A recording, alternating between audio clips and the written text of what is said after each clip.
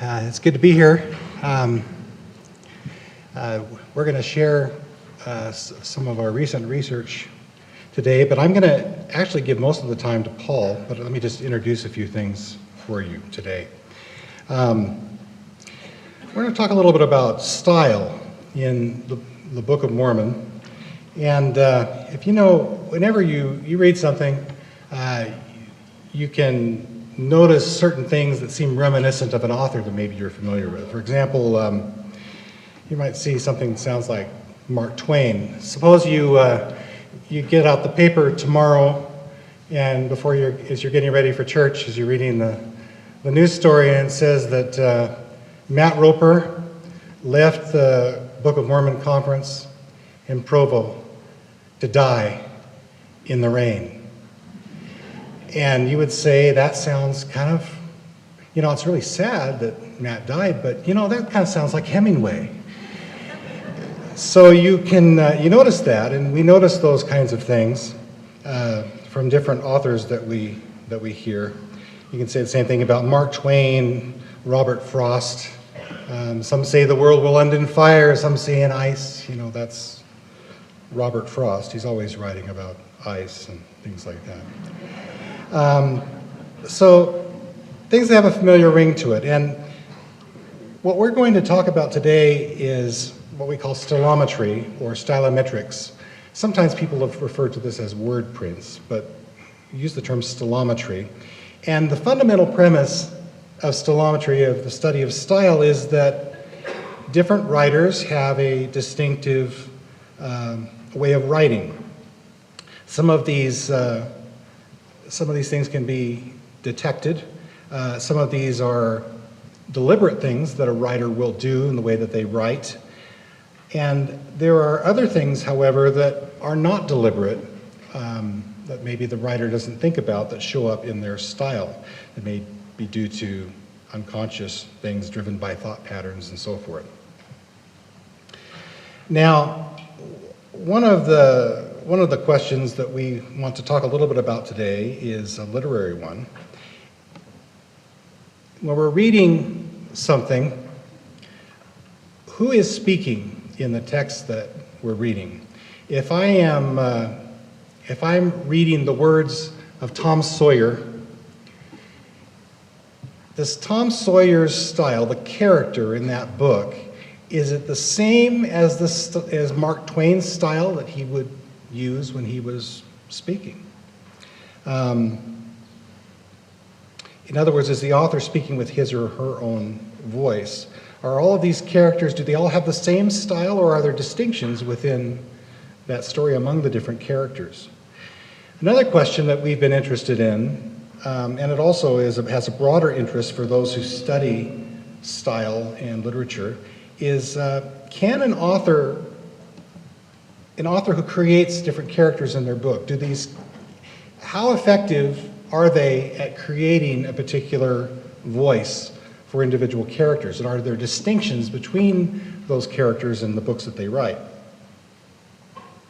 Another question might be, is the narrator in a story, say the narrator in Tom Sawyer or Huck Finn, is he different than, does he have a different style than the characters that are in the book? So when we talk about style analysis, what are we talking about? We're talking about style of expression, the way they express or say things, how authors use words, non-contextual words. These are not vocabulary. We're talking about basically the structure words that build the literary product that they're making, word patterns and frequencies.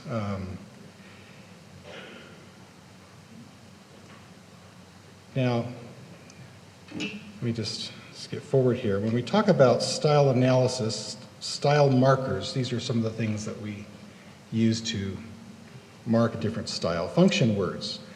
Now these are different, function words are different than things like vocabulary, as I mentioned. So if you're talking about function words or non-contextual words, words like a, and, however, the, then, to, with, without, and so forth. Grammatical words, they are They don't convey the message, but they help build the structure of what's written. Also, all right, let me just briefly make a comment here. When we're talking about style, this is what we call a high-dimensional problem. And give you an example, you have 100 words, you have 100 different dimensions that are used to characterize an individual style.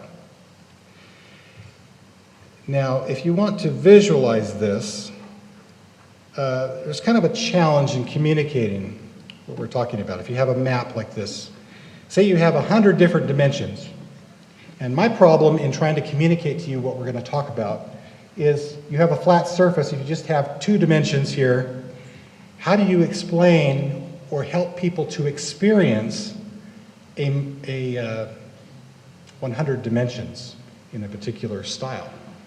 Because if you're here, you have a globe is round. It's something that's deeper than just a flat surface. And so this is a challenge as we try to explain these things, as we're a bunch of eggheads, and it's hard to get people to appreciate what we're trying to talk about. And so what we have done is our team has, we've got some great people on our team that have developed a wonderful tool where you can actually experience the distinctions in style. And when you have a chance today, go over to the exhibition hall next door.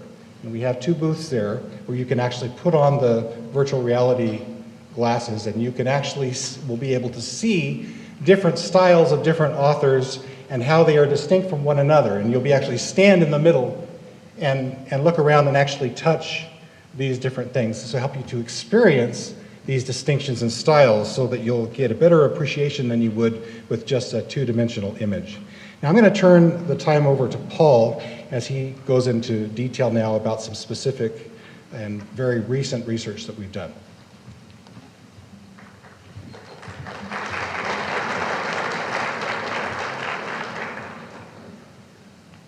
Thank you, Matt. So when we take multiple dimensions and project them into 2D or even 3D, the dimensions become statistically what we call components. The problem that we looked at first in answering these questions, the literary question, was to look at 19th century novels. We took 2 novels from Jane Austen, Pride and Prejudice, Sense and Sensibility, and 2 novels from Charles Dickens, Great Expectations, and Oliver Twist, and 2 novels from James Fenimore Cooper, Deerslayer, Last of the Mohicans, and 2 novels, of course, Tom Sawyer and Huckleberry Finn from Mark Twain. So we have 8 novels altogether, 2 from English literature, 2 from American literature. And looking at the non-contextual words, the function words, the grammatical words, how authors form their expressions in 100 dimensions and projecting them into 2 dimensions, we can see this display. And we'll notice that there's a distinct group on the right-hand side and a distinct group on the left-hand side. Component 1, which is the horizontal dimension, separates the narrators as a group from the characters.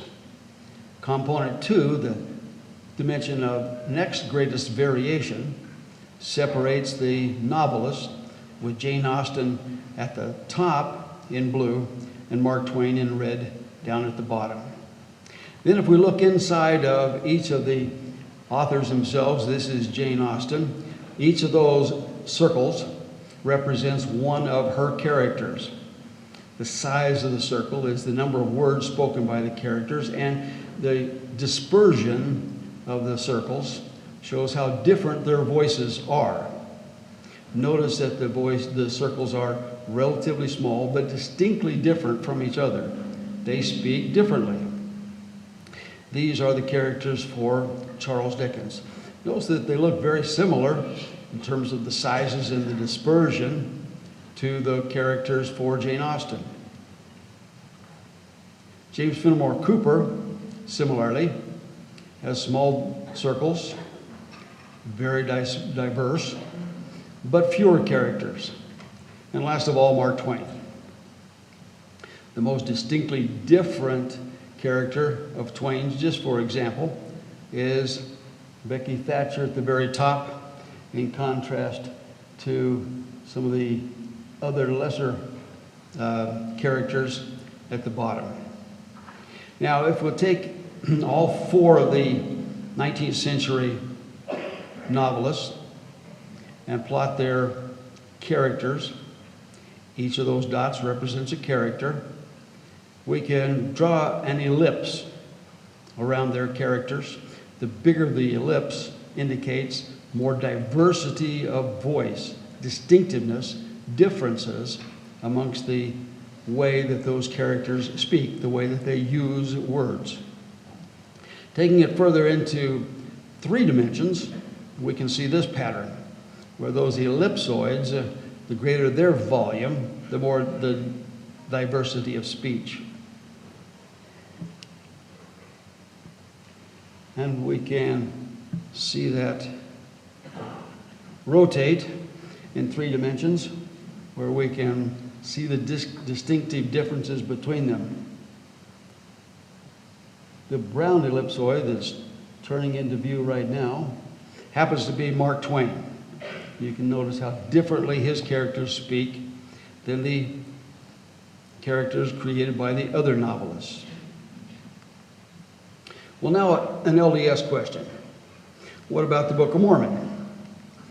Are there speakers in the Book of Mormon? Is the Book of Mormon similar to a novel?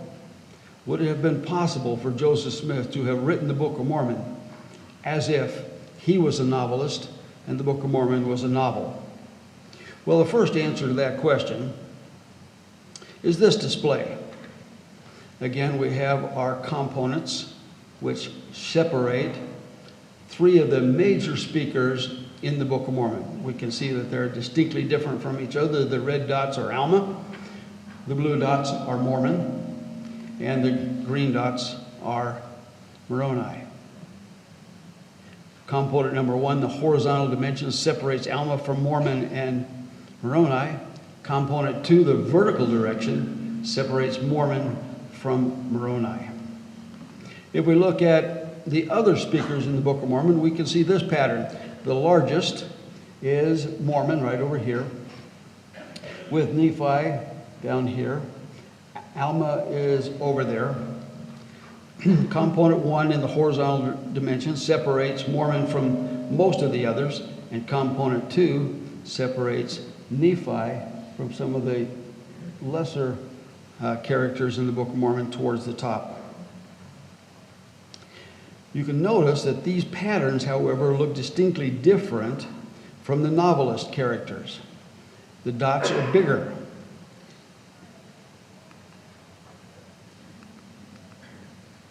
And so, are they distinctly different from each other?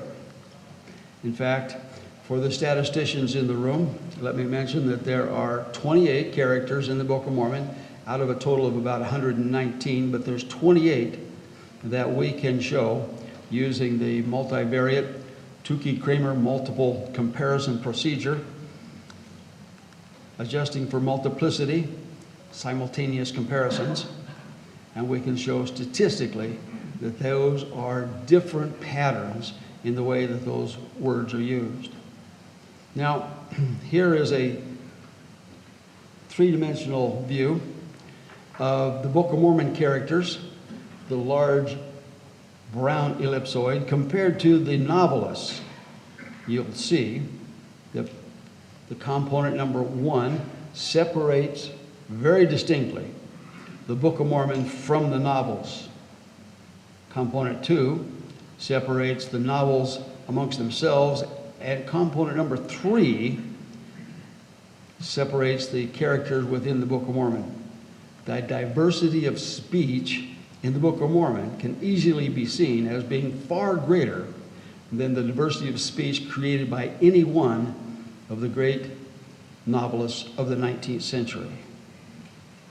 But this is 3 dimensions. Actually, there's 100 dimensions, and we take into account mathematically all of those dimensions. We can make a comparison of the volume of those ellipsoids, the diversity of speech by each of the writers. And if we scale them such that Cooper has a value of 1.09, Austin has somewhat greater diversity of speech amongst her characters at 1.38. Twain's about the same, 1.52. Dickens, who was considered to be the greatest creator of characters in the 19th century, is about twice as big as Cooper, 1.91. But notice that the Book of Mormon, if Joseph Smith could be considered as a novelist, is almost 3 times bigger than Cooper. Interestingly, if we take Cooper, Austin, Twain, and Dickens and combine them all together, their composite diversity would have a value of about 2.5, while the Book of Mormon is 3.0, 2.93. It was mentioned that we can step into the Book of Mormon with virtual reality. Using the Liahona as a guide, we can compare those speakers in the Book of Mormon to the speakers in the 19th century authors. There's a data sphere representing each of the speakers, and the size of the spheres is the amount of words spoken by each of those characters. The separation between them is the amount of diversity of style of expression. Come over and see the display. It begins this way, where we have the axes that represent the components that separate the speakers. The Liahona directs us and guides us through it. And here is the Book of Mormon display. All of those green spheres represent the Book of Mormon, from Abinadi to Zenos, with the Mormon having the largest sphere right there. Notice how large that ellipse is, it's green. Now if we turn and look behind us in virtual reality, we can see the novels of the 19th century. Jane Austen is at the top, Dickens in the middle, Cooper in between, and Twain down at the bottom. Notice that the clustering of any one of those colors, the red ones, the blue ones, is much smaller than for the Book of Mormon. So in comparison, yes, in answer to the first question, great literary talent can create characters with distinct, different, unique styles of expression. The speakers in the Book of Mormon are consistent with the narrative in the text. Although they speak spread out through the text, the speaker's style, as identified in the book, is consistent from page 1 to page 531. The diversity of styles in the Book of Mormon is far more indicative of the text having been written by multiple authors than by one author, because of the complexity of that document. Another way that we can study these questions is what's called sentiment analysis.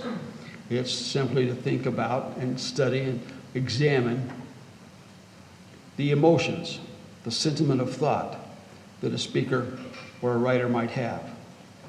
We do this analysis to find ways of seeing how authors go about expressing their message.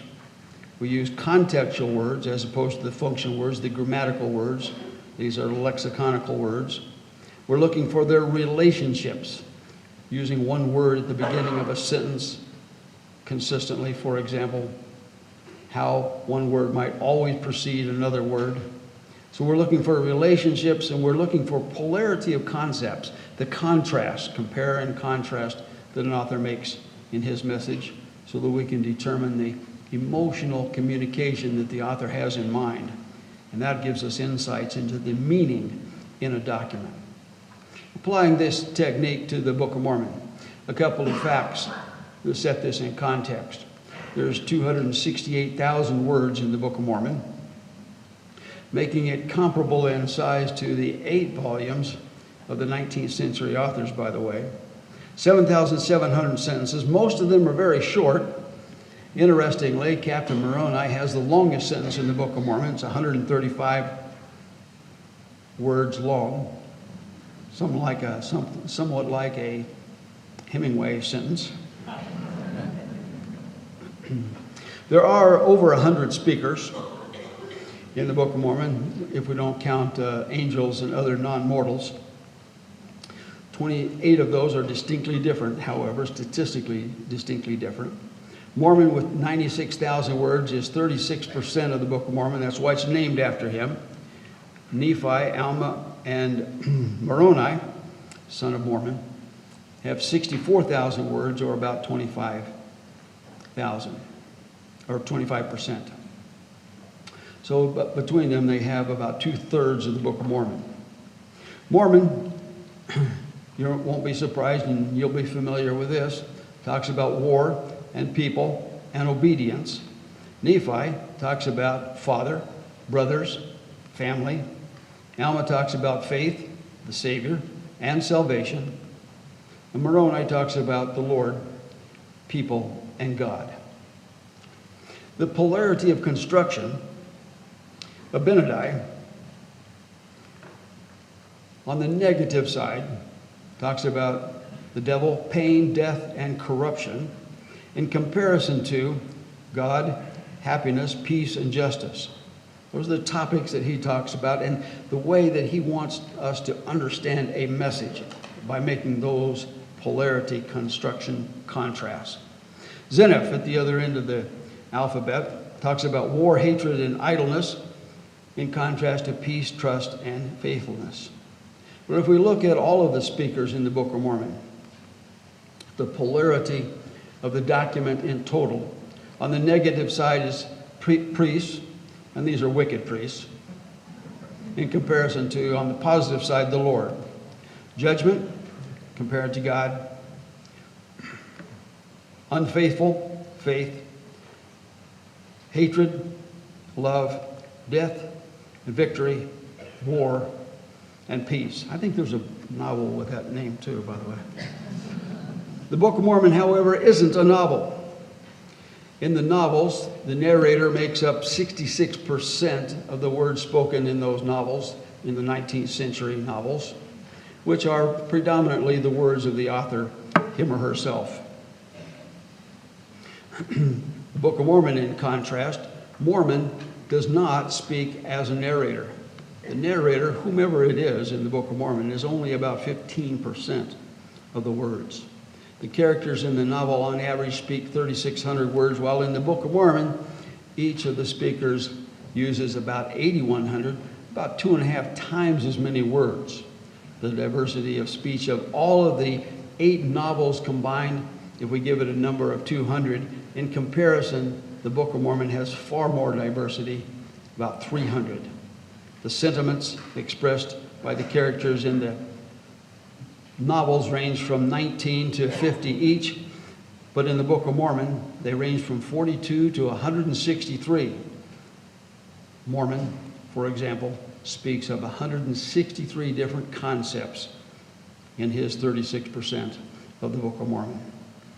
The novels were written by one single author, but the evidence simply shows that the Book of Mormon is the product of multiple authors. So we have 28 styles and 28 sets of sentiments. It's a very complex document in comparison to the novels. For it to have been created by one man or woman, he or she would have had to keep track of at least 28 styles and 28 sentiments and use them consistently and congruently throughout the entire document. That would have been extremely difficult to do and highly unlikely that an uneducated frontier farm boy could have done that, even if he had little help from his friends. Sometimes people ask the question, well, what version of the Book of Mormon do you use in these analyses? And our answer is it doesn't matter, because the changes that have occurred in the text haven't changed or altered the styles, nor have they altered the sentiments. If we look at those pictures again of the components, here's a comparison of 3 Book of Mormon texts. Royal Skousen's earliest text, the 1830 version as printed, by Grandin, and the current 2013 version. You'll notice that the red dots, the green dots, and the blue dots sit right on top of each other. And if we put a circle around each of them, you'll notice that the circles are absolutely coincident on top of each other. The styles and the sentiments have not changed. It doesn't matter which version of the Book of Mormon you look at, the answers always come out the same. The most common word in the Book of Mormon, by the way, is the word "the." It's used 19,000 times. Well, it's in English, and that's the most commonly used word in the English language. But the second most common word used by all speakers in the Book of Mormon is the word "unto." It's the unifying theme throughout the document. It's the Lord's words have come unto us by the Book of Mormon. And they invite us to come unto the Lord, directing us to do as He did and give service unto His children. So there's 28 witnesses and 28 testimonies in the Book of Mormon. May we hear their words. May we take the message into our hearts and our minds, and may we each add our testimony and our witness by living our lives as true disciples of Jesus Christ. Thank you.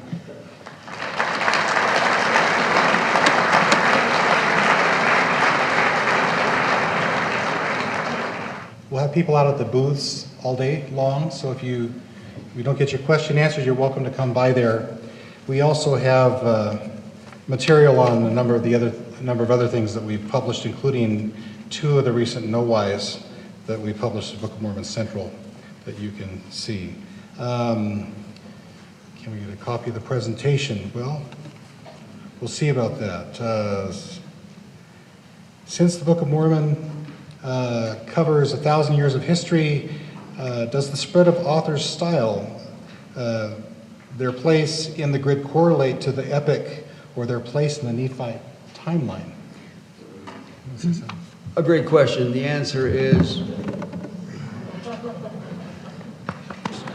stick with me, Matt. The answer is no, there isn't a chronological pattern to the speeches, the form of speech throughout the Book of Mormon.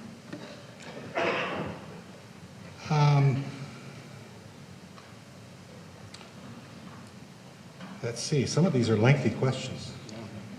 Come see us. We got some of these.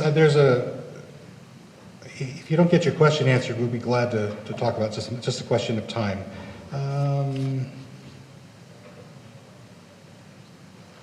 What support, financial or otherwise, the Book of Mormon Central get from BYU CES or the LDS Church? Well, we could tell you, but then we'd have to kill you.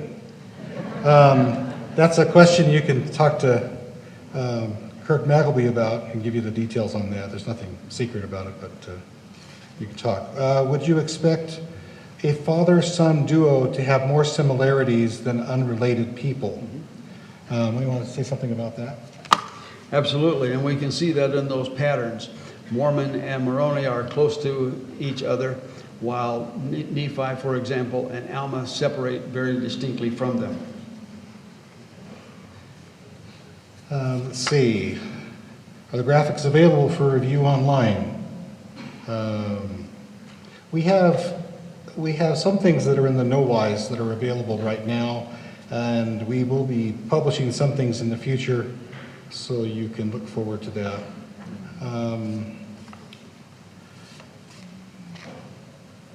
How do you distinguish between the style of the author versus the style of the abridger, in the case of the Book of Mormon? We've studied documents to look for the effect of, for example, scribes in the writings of Joseph Smith and the documents produced by Joseph Smith. What was the effect of scribes? What's the effect of the translator in the production of a document? All similar types of questions. And the answer is yes, we can distinguish between the effects of a person who is doing the primary writing and someone who might be doing secondary writing in a document.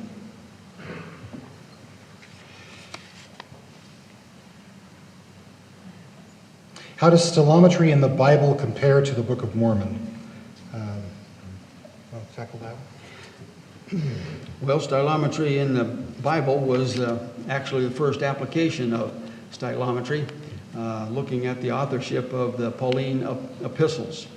Was one of the first research projects showing that the authorship of the Pauline epistles matched very closely with what religious scholars had thought was the authorship. The second was Isaiah, where there's the assertion that there's two Isaiahs, and stylometry can show that that's indeed demonstratable statistically. All right. One more? Okay. What future projects do you have planned for stylometry? Matt reads the questions and turns them over to me. The easy part. We have a number of projects going on. What we're interested in is examining the Book of Mormon, but also other foundational documents in LDS history. We're looking at the Book of Abraham, for example. We look at the Lectures on Faith, various sections of the Doctrine and Covenants. So it's a statistical area that has some rich applications in examining religious history and theology. The late war. We're out of time. All right. We'll be glad to talk to you some more throughout the day. We'll be over at the booth. So thank you very much.